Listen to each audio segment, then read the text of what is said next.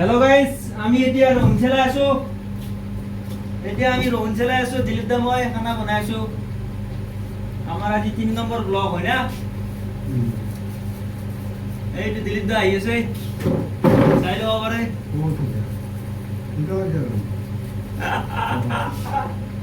আদা ৰহুন এনেকে চেলো, আমি এনেকে খাম, এনেকে দিবি চব কাটিং। দেখিছা এইগিলা ওলাই গেল, দেখিছা কিমান চাও, দেখিছা দিলীপ দা যদি মাংস বনাও তই খাবি আৰু বাপ কেলা কিহৰ মাংস খাবি? গাহৰি চালকি খাব লাগিব খালি।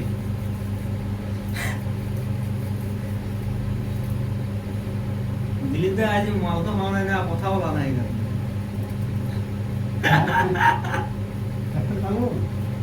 একপেক খালি নেকি? মালটো খালি হৈ গেল হয়। গেল উঠা নাই ন? গেল লগাই নাই দিলীপ দা আজি, গেল লগালি দুনিয়া উল্টি যাতা है।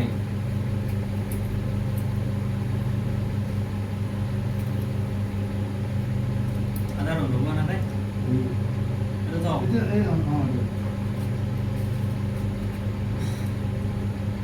এই গোপন আনৰ বাবে মাথো তোমাৰ।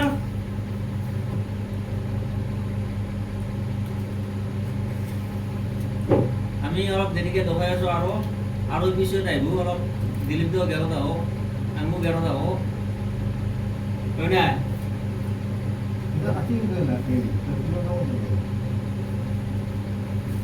আদাখিনি গোটাই দিবি নে?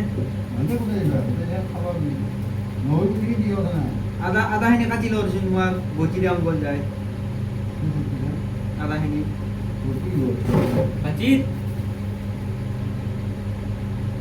মাই ফেভাৰেট ফুড জিকা, কেপচিকাম, এই আৰু ফেভাৰেট আমাৰ বিলাহী।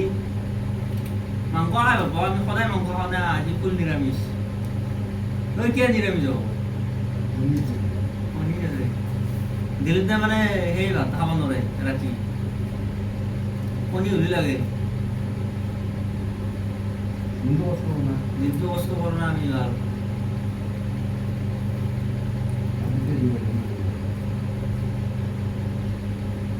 আমি দালি বহুত দিন খাওয়া নাই, দালি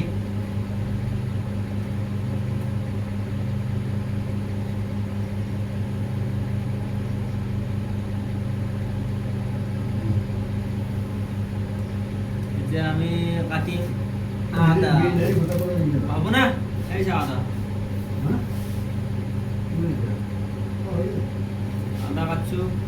আমার দিলীপটা মেন রাঁধুনিটো খুব দিলীপটা খুব লাগবো।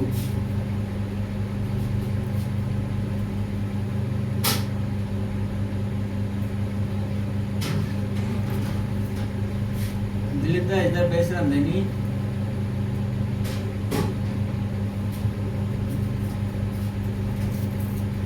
এই গোপন আনৰ বাবে হ'ব দে। এইটো এপিছড দেখাই আছো, আৰু এপিছড দেখাই আছো আৰু